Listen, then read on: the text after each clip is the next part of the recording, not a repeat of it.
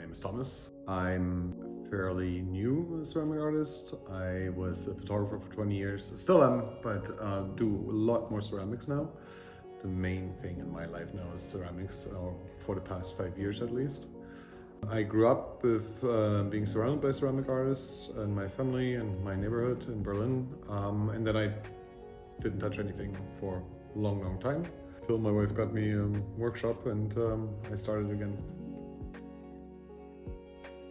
So I grew up in the East, meaning we had no kilns, we had no clay around really, and we had to improvise pretty much everything. So that kind of took me on a different path, not really trying much with glazes, much more about different clays in the region, firing processes that are more towards raku and a little bit of electric kiln, of course. More on the rustic side, a bit more brutal than fine-tuned. There's no fine porcelain stuff. It's really, everything is fairly rough and tumble kind of thing. This is more about embracing clay as mud, as something rough, more on the natural side of things, instead of adding more materials to get the fanciest glaze.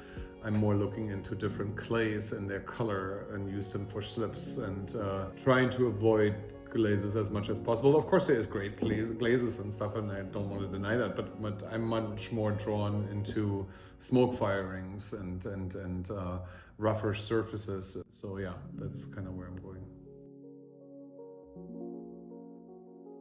I don't think they are that different. I think the approach is similar, that in photography, at least as far as I'm concerned, there's the two approaches. Either you are more on the journalistic reporter type of side where you go for candid images, or you're on the side where you set up everything. You come up with an idea, you produce it, you make that picture that you had in your mind come true, right? Mm-hmm. And in a way, I kind of combine that with the clay, that it might look like something that you just throw down and, you know, this is what happens kind of thing. It is actually tried to be as calculated as possible to get out at the end of, you know. So I think it's actually, it's of course fairly different from one another in general as a medium, but other than that, the approach is actually fairly similar.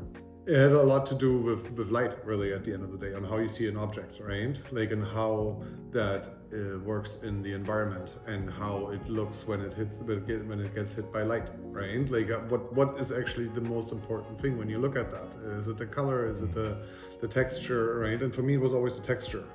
Like, that is really what it lives off for me. It's not so much about like, well, this is a great mug, but I want to feel that right, and it has to look right. It wants me to drink what's in it. I don't necessarily need some fancy drawing on it that makes me all mesmerized or anything like that. It just needs me to be, it has to be inviting.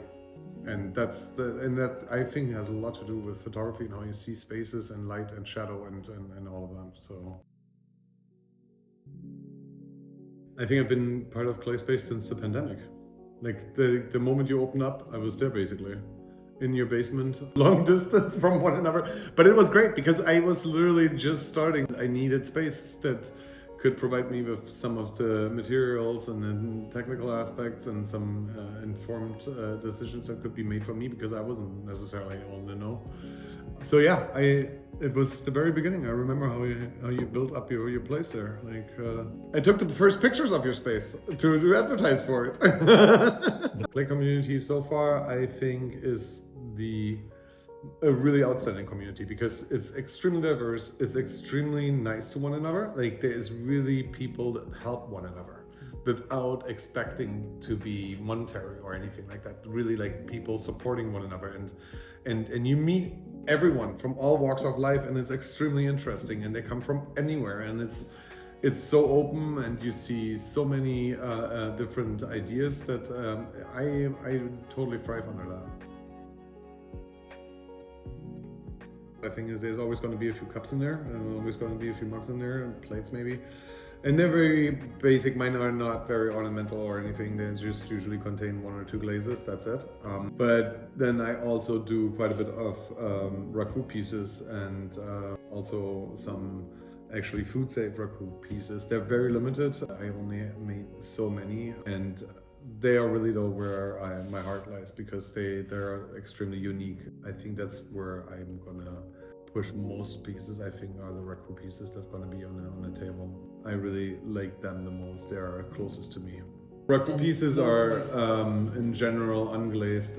Well, the ones that I make, you can glaze them, of course. I don't. And then they're basically like a terracotta pot. Like they're not waterproof, they're not food safe.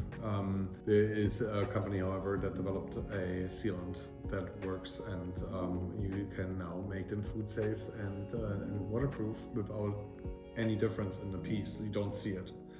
It makes it very interesting because these pieces are very light.